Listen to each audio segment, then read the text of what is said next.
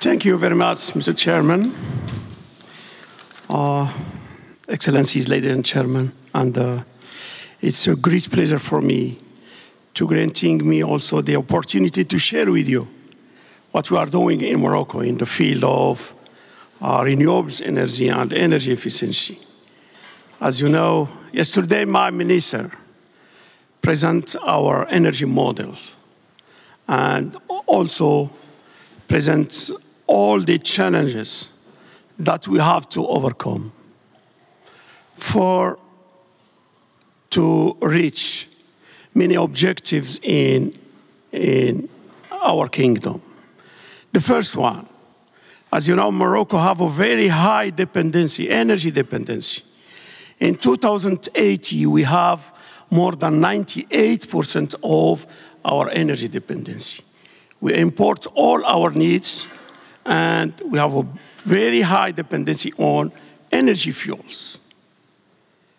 In the same time, as you know, Morocco have a very huge potential in renewables. We have more than 25,000 megawatts as a potential that we can develop in the onshore area. And we have 250 megawatts, 250,000 megawatts that we can develop in the offshore area from wind. The last international tenders to develop 850 megawatts, the cost is the lowest in the world, $30 by megawatt hour. You present this morning. It's very interesting. In solar, we have a huge also potential. The average of the irradiation is 6.5 kilowatt hour per square meter per day. It's very high, very interesting. Morocco launched the biggest solar plant in the world in Ouarzazate last month. It's very interesting. We are doing very big things. But we have, in some times, very big challenges that we have to overcome. The first one, how to finance all this program in wind, in solar, especially in solar, and especially in concentrated solar power. And as you know, we are working now very hard in Morocco to develop concentrated solar power. Why? We have also opportunity to develop PV. It's very cheap. But we need power. We didn't need energy because we need to modelize the power in our electrical system. And it costs too much money. In this reason that we launched a big program in CSP, where that was one of our programs. But how to overcome the financial constraints? We need to present very attractive financial model. It's very easy to do it. I think we have to open our sector to the private company, to work together with the private company, to develop, to imagine, to innovate in financial aspects and mechanisms. We are, I think, mobilizing a very big budgets between 2016 and 2030. We have to invest more than $40 billion in Morocco in energy in general. $30 billion only in renewables is very important. But now I think the big challenges is solar. But with wind, I think, with the last cost that we have, I think we have to balance. We have opportunity to balance between solar, wind, and hydraulic. About hydraulic in Morocco, it's very interesting to share with you what we are doing in Morocco. As you know, renewables generate more and more intermittence. It's a big challenge that we have to overcome. And in our electrical system, we need to introduce more and more flexibility in our electrical system. And we have two solutions, very clear solutions. The first one is to introduce a flexible technology like hydraulic. We are developing a big project in pumping storage. But now, in few weeks, we will launch a very new technology by using the seawater in the pumping storage. As you know, Morocco have more than 3,500 kilometers. And we have more than 20 sites qualified to develop projects by using seawater in pumping storage. It's very interesting for renewables. And also, we have to develop other solutions, flexible solution. And we launched last year very interesting program to introduce more and more natural gas in our electrical system. Using natural gas in combined cycle gas turbine is a very big solution to develop more and more renewables. I think energy future in the world is very interesting. We have solution now to overcome all challenges by using more and more renewables. Thank you very much. Thank you. Thank you. Could you just link back to the targets that you set? Because you have some very aggressive percentage targets, which I don't think you mentioned, but I think you should tell the audience about. Because you have already you had an aggressive target, and then it was increased recently to a very aggressive target by the king, as I understand it. So can you just tell us what those are? Yes, of course. I think, as you know, our new energy strategy is established in 2009, the first one. In this year, in 2008 and 2009, you know, the price of oil reached a very high cost, more than $150 per barrel. And Morocco, as you know, we have very high dependency. We import all our needs. In this year, 2009, we established a new energy strategy with a very clear objective, is to reduce our dependency by developing renewables. Our objective in 2009, established in 2009, is to reach 42% of the total power installed in Morocco from renewables. Now, all projects are now in construction, and we will reach 43% by 2020. Our king accelerates our objective and our program, and our new challenges is to reach 52% of the total power installed from renewables. We have the opportunity to do it. As I said, as you know, the cost now of PV, of wind, is decreasing, and we have opportunity to do it. 52% by which year? By 2030. By 2030. So there you go. That's the benchmark, 50%, 52% by 2030. So let's move now to Romania. Minister Grigorescu, that's an inspiring way to get us kicked off with Morocco. Compare and contrast. How's Romania doing? I think Romania is, thank you very much, first of all, for having me here. And thank you very much for this wonderful conference. It's always an amazing opportunity to exchange ideas and to see how the world is moving and somehow to benchmark you against it. I think that my first observation is that Energiewende already started. So although you have a tendency to believe that we are at the beginning of the road, I have the feeling that we have already started. And if you look at the Romanian experience, I think that is relevant in a number of ways. We have already surpassed our target, our 2020 target that we've set to have a 24% energy coming from renewable sources, benchmark to the consumption. We are already above that. We have a vibrant wind and solar sector. They are producing only them around probably 18 to 20% of our consumption. But we have learned from that experience that introducing renewables into the grid poses a number of challenges. And I think a green economy links also to concerns about security of supply, about technology and technological advancement, about a need to redesign grids and to move probably from a centralized system to what we call an insular system, to introduce viable storage capacities, to redesign policies at the end of the day, and that requires an important effort. It's not only an investment effort.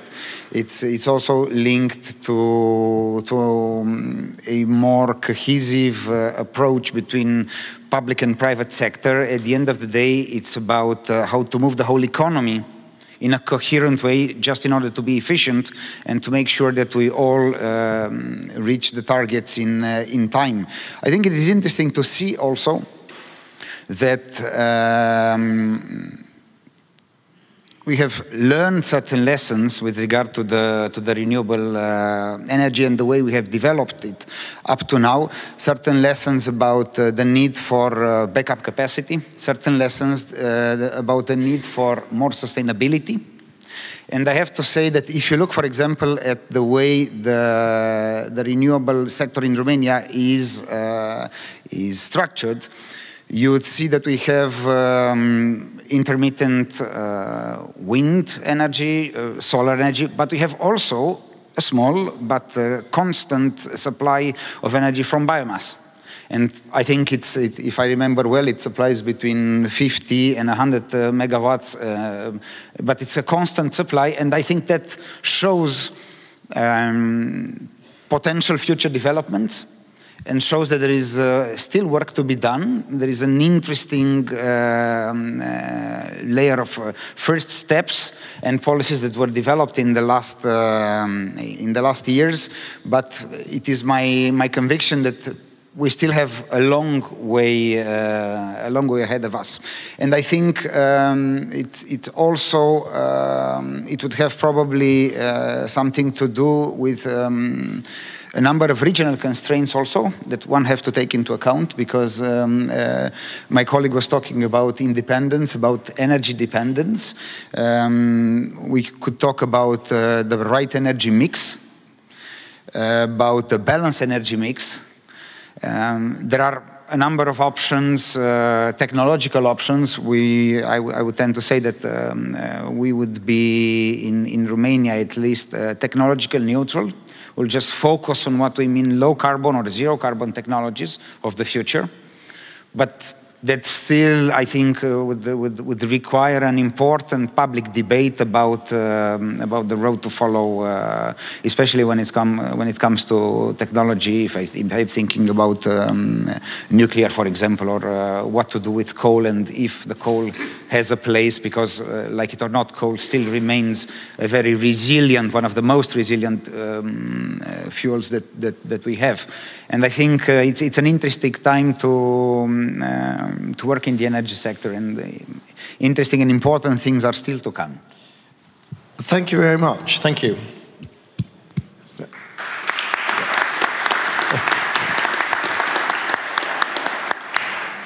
I'm conscious that you gave the 52% a big round of applause, and the efforts in Romania deserve equal applause. Could you just tell us the European Energy Union initiative, obviously, because you've talked about a lot of the domestic activities. Are you seeing impacts? Are you involved in the European Energy Union work? No, certainly one cannot be but involved when we talk about the Energy Union and the European Energy Union. I think this is a very important project, and it is actually a tremendous opportunity to put together our efforts and to try to find a way that would lead us to a significant result. Because I think the conference in Paris just showed that there is a political will. I think we would need to translate that into concrete actions. There is a long way ahead, and Energy Union certainly offers a number of answers, I believe. We are at the beginning of this process, but if you think about a common security approach in terms of energy, If you think about the common approach when talking about technological development, R&D, I think those are some of the pillars that the Energy Union can enforce and reinforce and further develop, certainly. Okay, I'm sure that's a topic that we'll come back to, the question of whether one can move fastest alone or fastest working together, and both have advantages and disadvantages. I'm trying to avoid using the dreaded word Brexit, but we'll come back to that during the discussion. Our next panelist, Dr. Udo Niehager. Of course, Siemens is one of the major technology suppliers across large parts of the value chains that we're talking about. What are your thoughts as you consider the challenges of moving from a local energy vendor to this global energy vendor? Yeah, I have here the honor to represent, beside of those who set the targets, beside of those who, of course, feed in with, I think, concepts and ideas, to represent the technology provider. And of course, also we have some new ideas and inventions.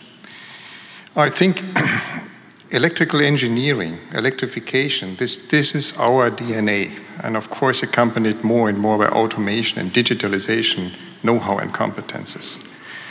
For us, this is a great opportunity to bring out new ideas. Of course, learning here in Germany on one side does not mean that this is the blueprint for everybody else.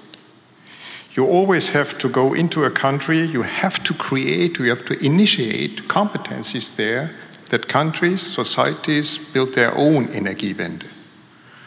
And in this respect, of course, we see our also task. We are today active in more than 160 countries. And I think we are partners in those societies. Do you want to give us a few examples of the areas you see as being most productive, where you see the business growing most rapidly, and with most commonality between different countries? Well, of course, renewables is, as everybody has said already this morning, is more or less running ahead. But I also want to look on the consumption side, energy efficiency as well. To give you a figure, we do those statistics and reports. Last year, for example, we sold technology which helped our customers to save 500 million tons CO2 emission along the complete conversion chain. 500 million tons of CO2, which is half of the emissions in Germany. Just by replacing old technology or adding in comparison to the last generation technology. Those, I think, are good examples where we see that we bring forward and can implement the ideas which are our common ideas. Okay, thank you very much, and we'll return to the topic of technology, no doubt. I want to move on to Patrick. I'm going to try and continue the attempt to work German words into the English language. I think Patrick is the wunderkind of analysis of the Energiewende here in Germany. So Patrick, I think you've got one or two slides that you wanted to share with us. Yes, if the technicians could put them on the screen. I would want to have a look. Could you put up the slides, please? Yes.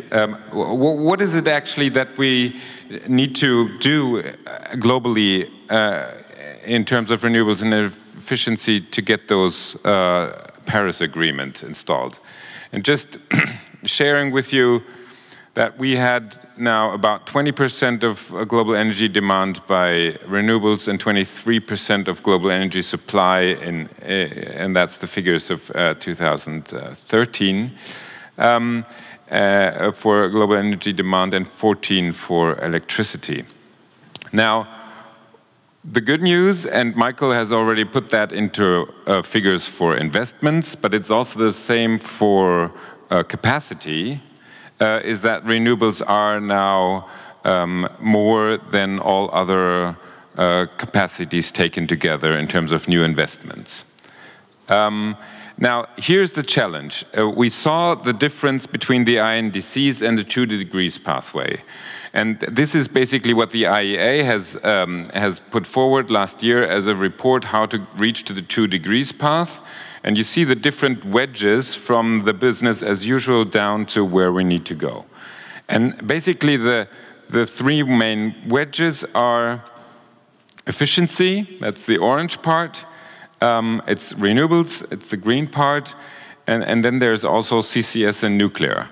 Now, me personally, I don't really believe that much in new nuclear because it's just expensive. I mean, I think the UK is now going to be building the last new nuclear power plant in Europe, and they're going to pay a lot of money for that, and then afterwards Cameron won't ever do that again. But that means that the renewables have to take up that part as well. And with CCS, it's probably the same. So roughly, one can say it's 50% renewables and 50% efficiency. And the good news is, just like with energy demand, the forecast for solar and renewables has always been wrong, always underestimating, and this is basically what happened. So the thing is, what we need to realize is that green dotted line. And I'm quite certain that when you do the next forecast, Michael, you'll move your forecast a bit more towards that green dotted line. And here's why. If we divide that, what we need by the years, we see that we need to install about 200 gigawatts of renewables power per year. And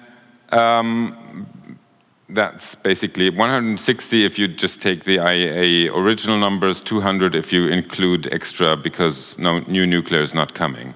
Now, what did we do last year?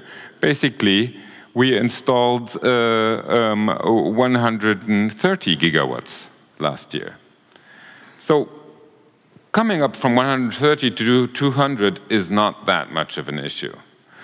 I'm just saying the chances out there to do the technologies is not the problem.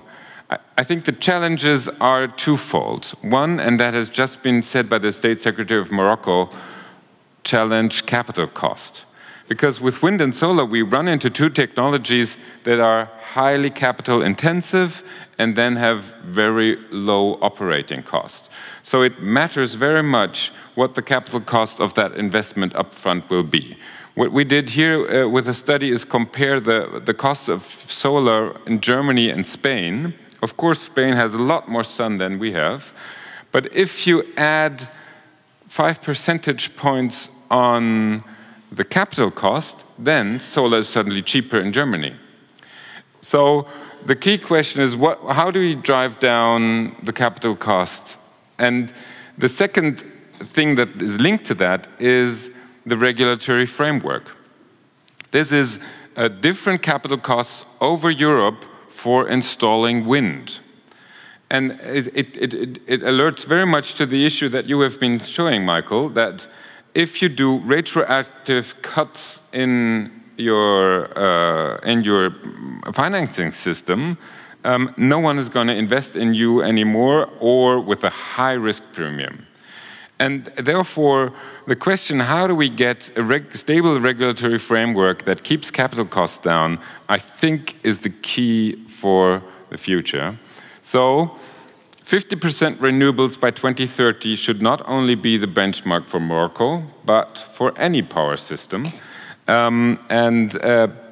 There's lots of chances out there, just 2 challenges to be met apart from technology. But technology, as Amory has said, is already been solved. Thank you very much. Thank you.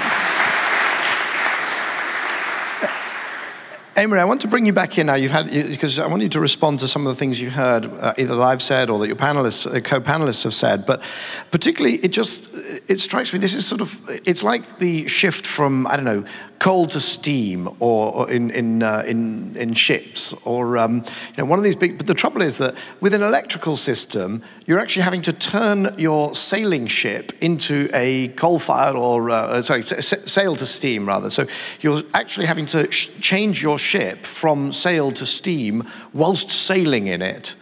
Is that a fair description? I mean, you're very critical of companies that are not responding, but do you also see that it's actually something it's difficult to move from system A to system B without sort of being stuck halfway in the middle, as we pretty much are now? Yeah, the only thing more difficult is not doing the change. But yes, we need to rebuild the airplane in the air. But I'm struck by the common theme here, including your closing remarks in your impulse, that the renewables revolution will take a lot more capital. That's not what we found in the US or China in great depth. We found in the US 82 to 86% less carbon by 2050, 80% renewable power supply, half distributed, or the whole thing highly resilient, but $5 trillion cheaper than business as usual. In China...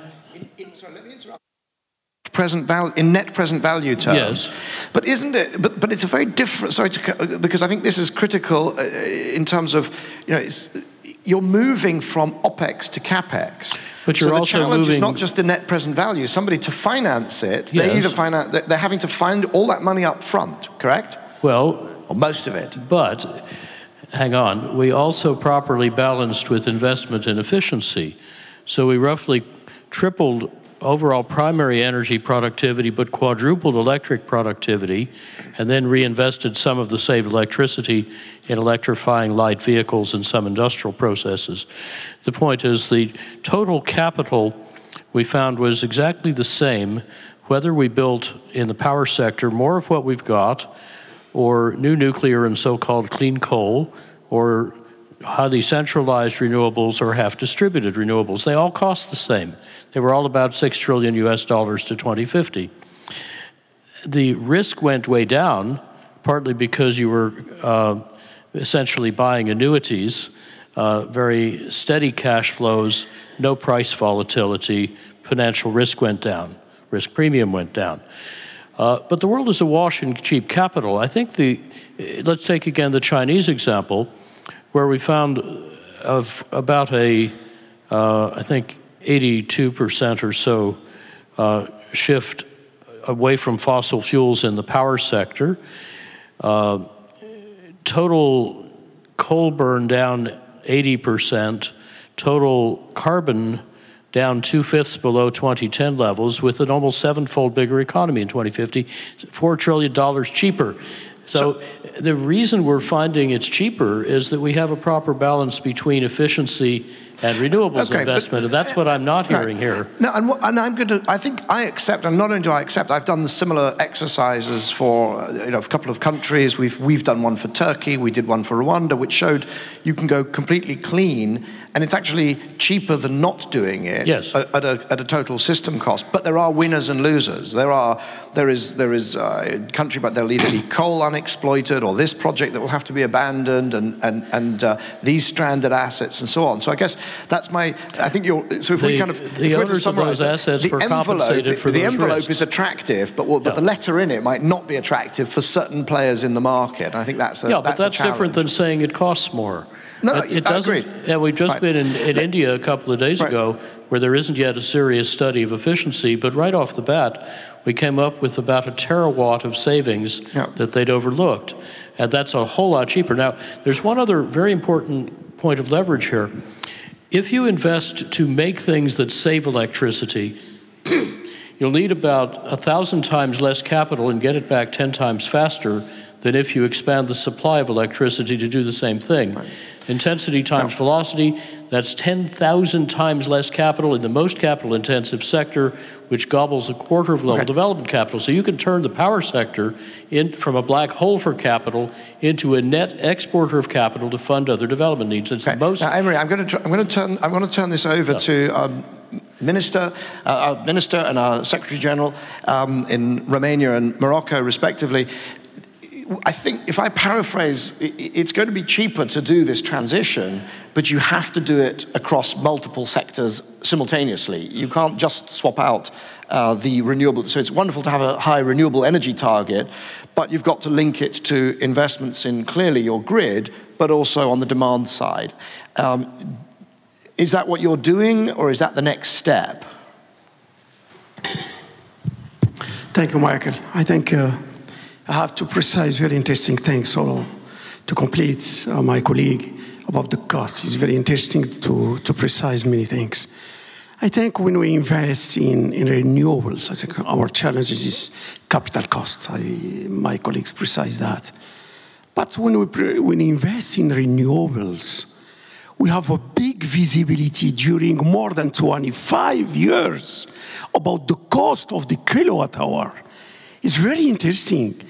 When you invest in coal fire, for example, or in gas turbine, we have no visibility about the price of the fuel. It's a big thanks. It's very interesting that we have to do in our calculation. We have not to do classical calculation like engineering calculation by cash flow, etc. No. Now we have to change our procedure to do this calculation. Renewables allow us more and more visibility for the future. When we invest, we have already the capital cost, and the operating maintenance is a little bit, is very low. It's very interesting that to take this in consideration. But you mentioned in your opening remarks, Minister, so thank you, in the opening, and I agree that these are all good reasons why it's cheap, but you mentioned in your opening remarks the issue of security of supply.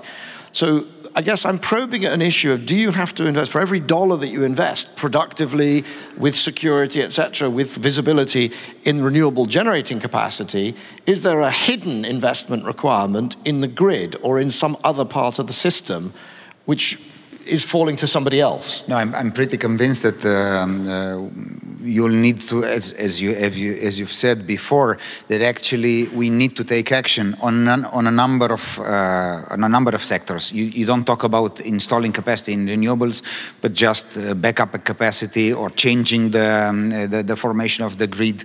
But I mean, I'm more adept to allowing the market to actually help build this effort further, because I think state investment is important. I think actually the most state can offer, first of all, is predictability, is a political commitment towards a number of targets. But at the end of the day, I believe that we need to move slowly to a market response, to choose those technologies that would prove to be validated by the market. And actually, we have started in Romania with quite a high support for the renewables. We had some unfortunate events and the lack of predictability. And now we are moving to a sort of an equilibrium situation. But that actually begs the question, I mean, can we really look forward to the markets to actually separate from those technologies which are, let's say, for the years to come, and those who are long-term to invest to? Because I think once you have a market that actually validates the technology, you'll have an investor that will be interested to bring money into this. And then, of course, what you need to do in terms of policy is just to make sure that the system is aligned, that you'll actually care for your security needs, you'll care for the transition and the cost that this transition is implying, and it's not only a cost in terms of money and capital, it's a human cost. It's actually the cost of dislocated industries and the shift that you actually make in the fabric of the society. And I think that is important to care about, because we have already experienced it with this, and I think the most successful we are going to be in properly planning this, I think the sooner we will get to the result that we want, and the smoother the transition would be. I'm speaking as a sort of huge fan of markets. There's a clue in the name, New Energy Finance, that we sort of fundamentally agree with you. But I'm concerned that works when the markets, when the politicians price in all of the costs and allocate them correctly, because the markets operate within a regulated environment. So if, as we see, for instance, in many Asian cities, there's this desperate pollution that's not priced in. The market won't price it in out of the goodness of its heart.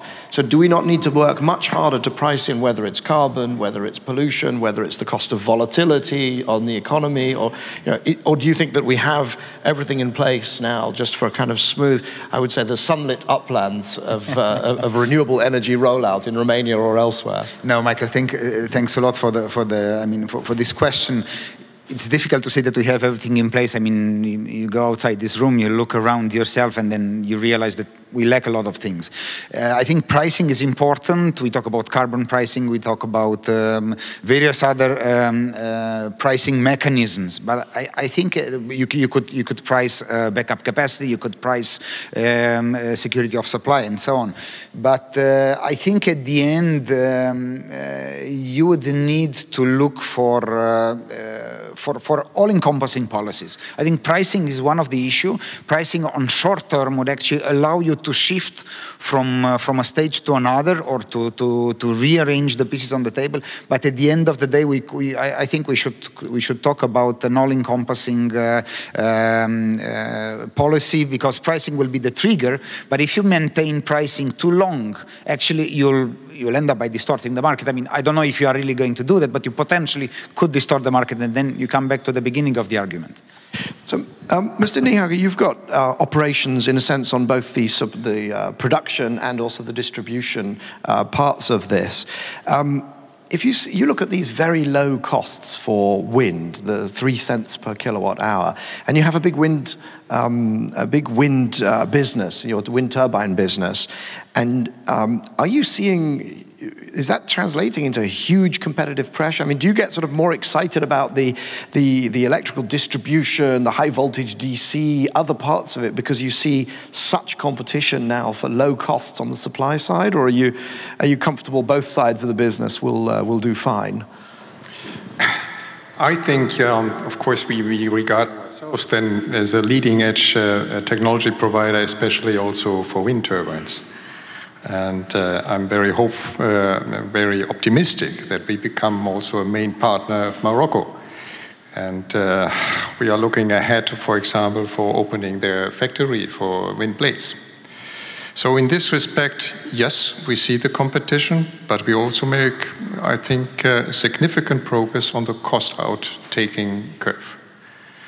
This not only on the generation side, also along the complete chain, even managing the grids, and especially then also energy efficiency on the consumption side.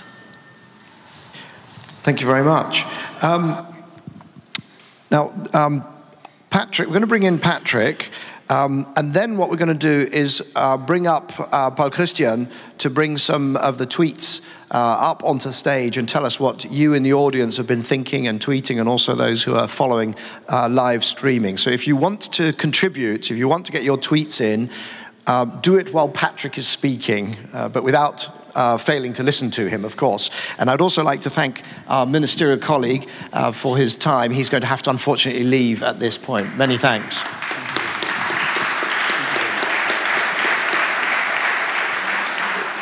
So the Twitter handle, I'm not sure, I think there's no handle, but it's BETD, Berlin Energy Transition Dialogue, BETD 2016. So tweet away, and we'll hear from Patrick while you do so. I'd like to touch on 2 issues that were just raised. One, on the issue of capital cost. Of course, the overall cost, I agree with you, are not the issue. The issue is rather that with wind and solar, you do need some sort of a long-term contract in order to get down the risks. And I don't know what exactly in Morocco was it? Was it 15 years or 20 years? It's more than 20 years. It's 20 years. 20 to 25-year PPA. And that allows you as an investor to bid in for 3 cents per kilowatt hours. If the power purchase agreement was only 5 years, you'd have to, of course, make a risk premium on everything that happens after those 5 years. And that's what I'm saying. It's the question is really about how do you give certainty into that market, and at the same time organize it as a market, because of course long-term contracts and a market are usually different concepts, because on a highly volatile market you want to redecide every other moment. So I'd say that is one of the key issues. And then the second, the minister from Romania was talking about the additional cost. Now that's very interesting. The IEA put forward a study last year. We published also a paper on the so-called integration cost of wind and solar. And it's important to note that there are two different types of integration cost. One, it's the additional grid cost, and basically the question of backup. The second is that the incumbent is now losing money. And that's always your point, because he has less full hours, operating hours, he won't earn that much money, and oftentimes that's also called integration cost, because the overall system, the existing capital is not used fully anymore. But if you differentiate those two effects, then the real technical integration costs are, we calculated them for a 50% renewables world, 5 to 15 euros per megawatt hour. So nothing that changes the picture. Okay, now Amory's dying to jump in on that, and then we'll have Paul Christian up here. Amory. The incumbents were already compensated for taking all the investment risks that they took, and they were not lacking in information about what was going to happen. They simply didn't agree with it, and they bet against it, and they lost the bet. Too bad. I don't want to pay them all over again. But this is in no sense an integration cost. However, there is interesting evidence emerging in, say, ERCOT, the Texas pool, as we unbundle prices, and you start to get transparency, we see that the strictly defined integration cost of big thermal units is probably several times greater than that of variable renewables. You have to buy a lot of reserve margin for the contingency of losing a big unit at once. You need spinning reserve, you need cycling costs, and these typically add up to several times the observed in the market integration costs for wind and solar. And yet the system integration costs of central thermal units have never been quantified in the literature, because they're assumed to be inevitable socialized system costs. They're not. We need to compare all integration costs symmetrically. As always, I agree entirely, and I think we could continue and go into more and more detail, but I think what I'll do is I'll come back up and say really what we're saying is that overall, at a system cost level, a deeply renewable system need be no more expensive, and in fact should be cheaper than a traditional system. But I will say that there are winners and losers within that. And some of them, I think you've confirmed, yes, I happen to agree that the stranded asset issue is largely overplayed by those who are feigning an enormous amount of concern for investors who have invested and placed their bets. But let me bring in, where is, there we go, there's Paul Christian. Do you want to come up and say, do people out there agree? Do they disagree? Are there topics they want us to cover? Tell us what people are tweeting. So first of all, I've seen a lot of praise actually for what's been going on today, for both the keynotes and the panels. Let me just quote one here that I thought was very telling. I wish ministers and department ministers attending the first day of the conference could listen to today's inspiring and future. I'm not sure if everybody caught that. What was the tweet? I wish ministers and department ministers attending the conference on the first day could listen to the future-looking speakers today. Yeah, there's a lot of praise for that.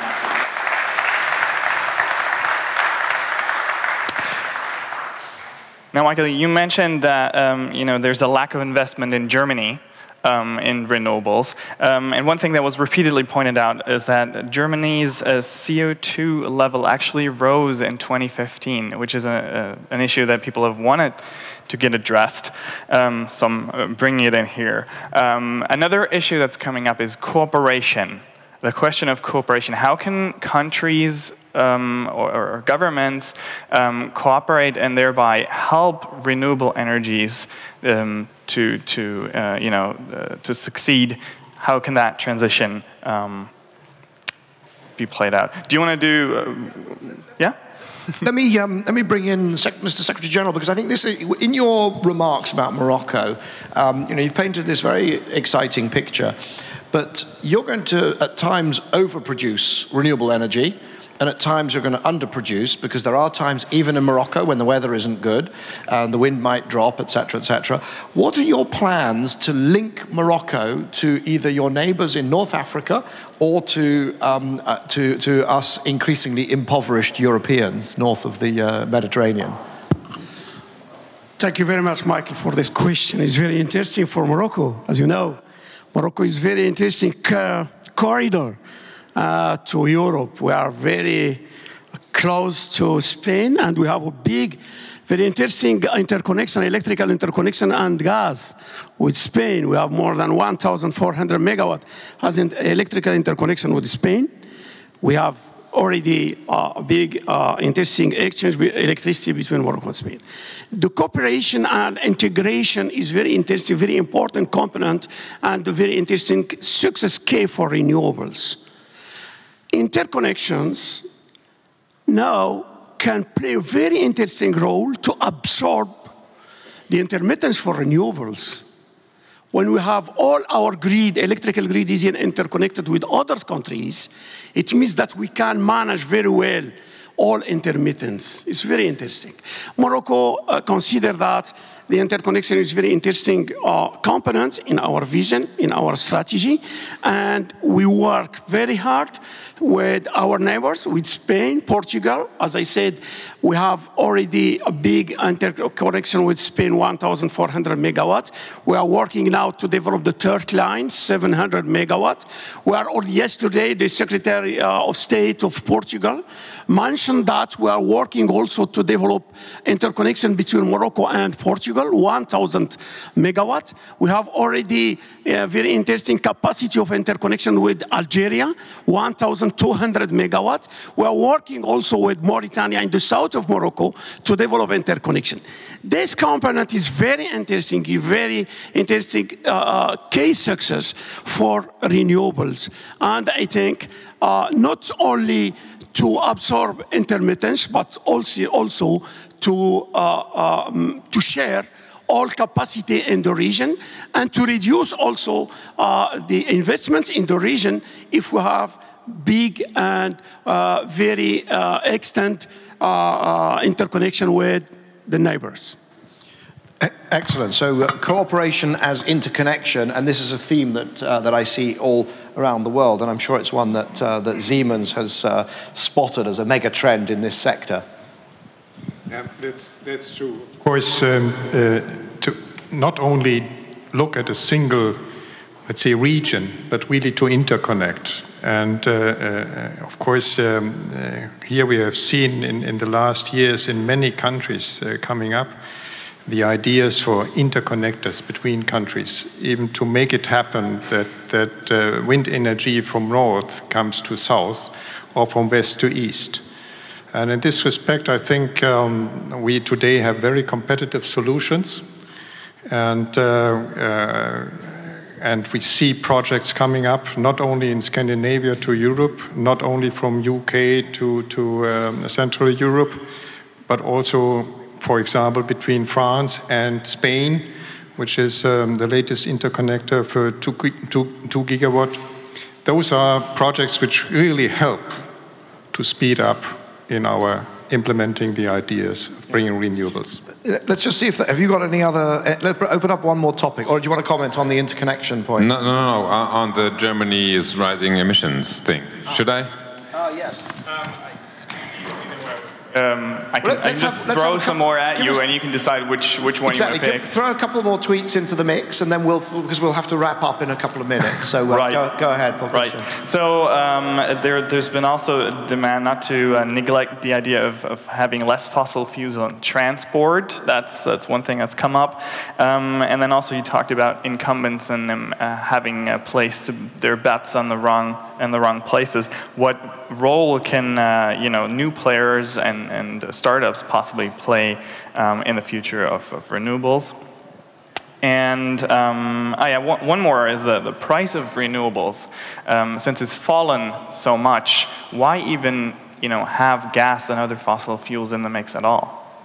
So okay, I'm throwing that at you, and Patrick, you were next up. So choose either the topic of Germany's surging emissions, or slightly increased emissions last year, or the topics of the role of... They're interlinked. Okay. That's why 3 sentences on them. First, there was an increase in 2015 compared to last year because we had an increase in power demand, but that was met by renewables while coal stayed online. So our key issue in Germany is that we have large coal-fired power plants that still are there, keep producing, and are now exporting to our neighbors. And then the second effect was, and that was the question of transport emissions rose. Right, we had additional, and that's really an issue. I mean, with transport in Germany, we have an untackled CO2 problem. And I mean, while everyone is aware of the issue of coal, and we propose the coal phase-out plan, I think the next big thing will be how do we decarbonize our transport sector? You'll remember from my opening remarks, I talked about transport, particularly here in Germany, and I really think if the countries are going to come back to Paris and make a more advanced commitment in 5 years, they have to do it on the back of some sort of transformation and Michael, transport. Let me be a bit more radical than your numbers were there. I mean, you were saying a share of electric vehicles of 35% by 2040. That's not consistent with a 2 degrees target. Oh, absolutely not. If we want to be 2 degrees, then by 2030, 100% of new cars out there are electric cars. So we have 15 years to ramp it up from, what was it, 0.8% to 100% in the shares of new cars.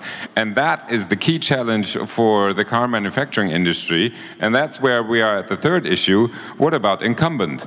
I mean, BMW and Mercedes hopefully look at the fate of RWE and Peabody, because that's exactly where the threat is in 10 years from now for them. And I think that's right. The key question here is actually going to be, what is the future of the diesel industrial complex? Does it transition and become an electrical industrial complex or not? Amory. That is certainly where BMW is headed. There are such strong strategic advantages to electrification, I think the others will have to follow suit. But of course, the key is to take out first 2/3 of the weight, then you need 2/3 fewer batteries, then you can afford to go to batteries or fuel cells much sooner. And if you then combine that with feebates so that the private car buyer can apply a social discount rate and look at the full 15 years of fuel savings, not the first year or two, that then supports, for example, the 22% EV market share last year in Norway. It tripled the speed of improving auto efficiency in the first 2 years in France.